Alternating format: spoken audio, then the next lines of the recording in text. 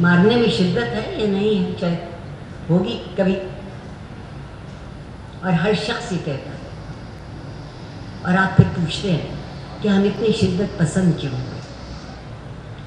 ہمارے علماء کرام نے مردوں کے ساتھ تو بہت احسان کر دیا، پتہ نہیں ہمیں کیوں بھول گئے۔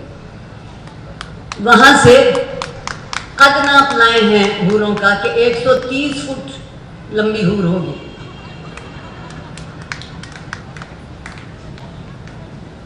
میں آپ سے اپنی بات کہہ رہی ہوں، میرے سامنے کوئی 130 فٹ لمبی چیز کھڑی ہو تو میں پٹ سے گر کے مر جاؤں گی۔ میرا احساس عادی نہیں ہے اس قد و قامت کو دیکھنے کا، مگر یہاں جب ٹی وی پہ لوگ بات کرتے ہیں، اور میرے محاورے کے لیے میری جان بخشی کر دیجیے گا، ہونٹوں پہ زبان پھیر پھیر کے، تو سوچئے مانگ کیا رہے ہیں؟ جو یہاں مانگ رہے ہیں وہی وہاں مانگ رہے ہیں۔ کیا فرق ہے؟ کیا فرق ہے؟ کیا فرق ہے؟ کچھ تو تفریق ہونی چاہیے تھی، کچھ تو سمجھ میں آنا چاہیے تھا، لیکن سمجھتے تو وہ لوگ ہیں جنہیں جگہ بدلنے کی ضرورت نہیں ہوتی، جنہیں ہر قدم پہ اپنی جگہ بدلنے کی ضرورت ہو۔ بھلا وہ سمجھیں گے کیا؟ بے وقوف ہیں، نقصان اٹھانے والوں میں سے۔ ایسا کبھی نہیں ہوگا۔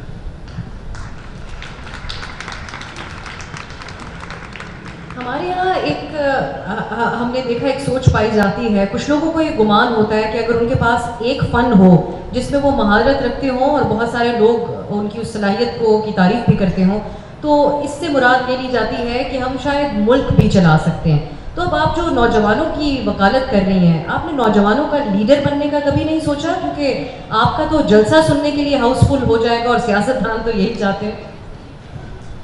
نوجوان اپنا لیڈر خود ہے، اس کے درمیان لیڈر ہے اگر انہیں کوئی پنپنے دے۔ ہم تو نوجوانوں کو یہ سکھا رہے ہیں کہ آرزو کیا کرو، تمنا کس چیز کی ہو، قوت خرید کتنی ہونی چاہیے۔ زندگی میں کامیابی قوت خرید سے نہیں آتی، زندگی میں کامیابی احساس سے آتی ہے۔ احساس شعور کو جگاتا ہے، شعور آپ کو یہ بتاتا ہے کہ آپ تنہا نہیں ہیں، کوئی بالکل آپ کے ساتھ لگا کھڑا ہے، اور اس کی ذمہ داری بھی آپ پر اتنی ہے جتنی آپ کی ذمہ داری۔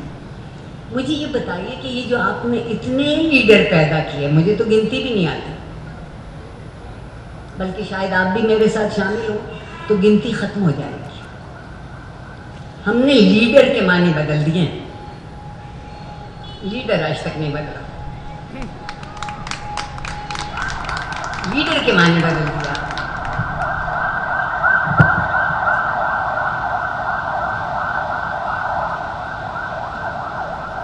آپ ان نوجوانوں کو ایک دفعہ یہ اجازت دے دیجئے کہ یہ وہ سوچ لیں جو سوچنا چاہتے ہیں، یہ وہ کر لیں جو کرنا چاہتے ہیں۔ جہاں کہیں آپ انہیں لڑکھڑاتے دیکھیں، ہاتھ آگے بڑھا دیجیے گا، صرف تھامنے کے لیے، صرف تھامنے کے لیے۔ اور اب ہم وہ ہاتھ نہیں تھامتے۔ اس ہاتھ کے تھامنے کو، جب تک میری نسل اس ملک میں پل بڑھ رہی تھی، تعلیم کے ساتھ ایک لفظ لازمی تھا، اس کو ہم تربیت کہتے تھے۔ اب تعلیم بے حساب، تربیت صفر، صفر۔ اس وقت ہی سوچا چاہتا تھا کہ تعلیم لفظ ہیں، تعلیم خیال ہیں، تعلیم نظریہ ہے، اور تربیت اس کو عملی شکل دیتی ہے۔